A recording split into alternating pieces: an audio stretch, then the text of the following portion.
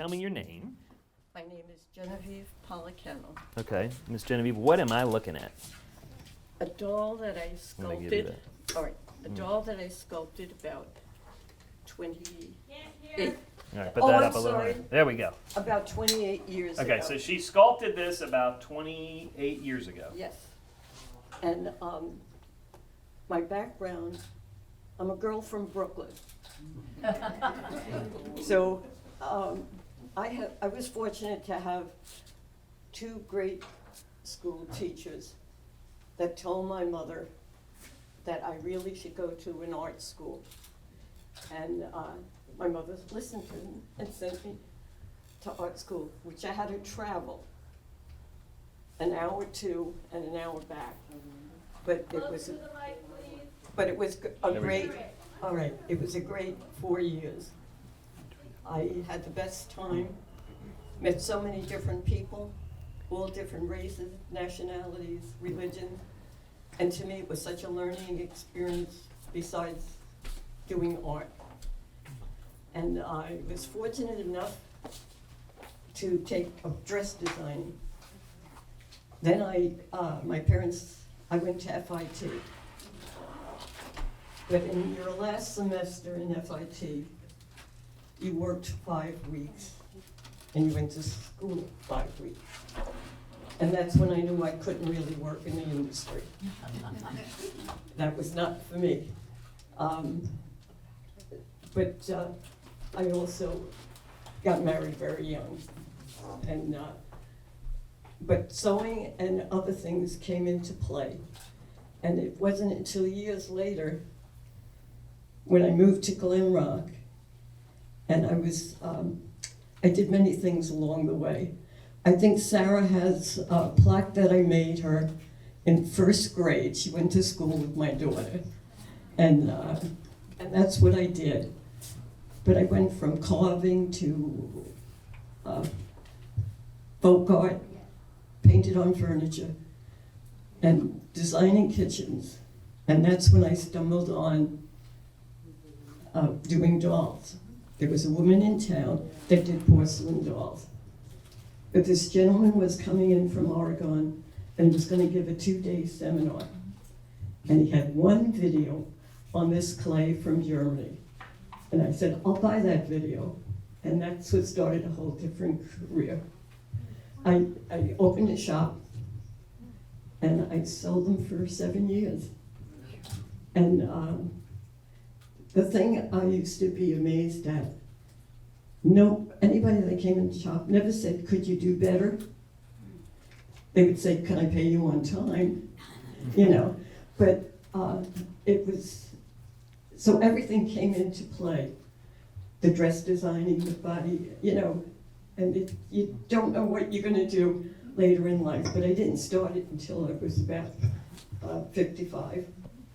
That's when I started to do it, and then I said, you know what? The kids all finished college. It was my time to do something. And I was very fortunate to have a husband that said, do it. Encouraged me to do everything.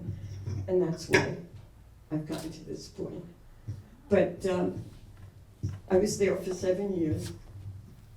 And I don't want to tell you some of the prices. I couldn't afford me. That's a good thing. Yeah. But that was, I had one young man, he must have been about 27, came in the shop and he saw this one Santa scene I had. And I didn't want to sell it, so I put $1,000 on it. And he said to me, my father owns a gift shop. He will have never seen anything like it. Can I pay you $100 a month? And I said, yes, it's yours. 15 years later, he sees me in Trader Joe's, comes running over and hugs me, and he says, my father kept it out 24/7. So it did go to someone who really did love it and appreciate it. So it made me happy. I have a picture of it, that's about it. Okay. All right. I love everything about this. Oh my gosh, she's amazing. right, can you stay for like 2 more minutes? I'm gonna ask you a few questions. Okay.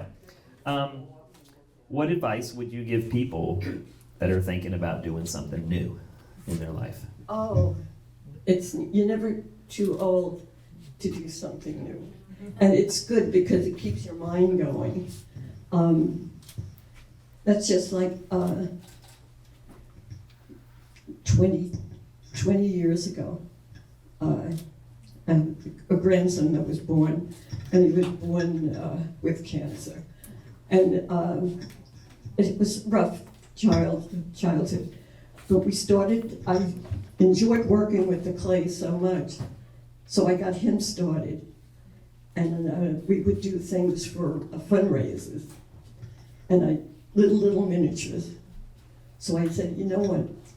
You have to soften the clay for me, Luke, because I tell people you helped me. So you got to do something. So that's how I started doing the little miniatures and doing it for fundraisers for that. And it just keeps you going. So it's good. It keeps your mind alert, and it's good. And I'm so happy to be here. All right. Well, first of all, I want to say, I say this to my kids all the time. It's hard to get up and talk in front of a bunch of strangers, no matter how old you are, especially when you got friends cheering you on. I've never done Yeah. it. Well, all right. And so I don't know you well, but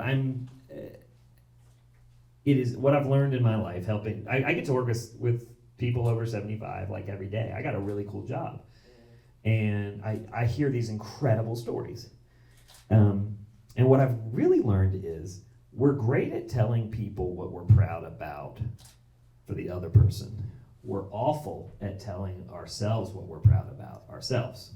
So I'm going to put you on the spot. This should symbolize part of who you are. What are you most proud of you? Well, having a great mother, parents at my time, that I could always tell them everything, and they would just believe me and encourage me, and that I feel is such a blessing. But also, I had a very great man in my life from day one. And All right, those are awesome answers, but you avoided my question. I know. Nice try. I know. I give you credit for that. I want to acknowledge that you did a very good job ignoring my question. I want what about you are you most proud of? Not what you had, but a choice you've made or something you've done or how you treated somebody.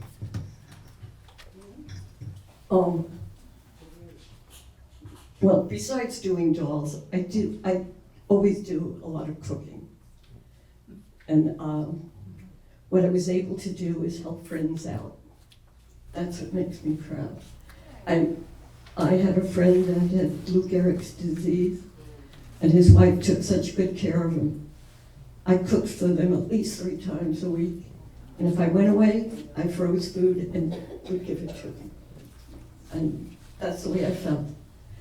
To me, Glen Rock was such a great, and is a great town, and I love being here.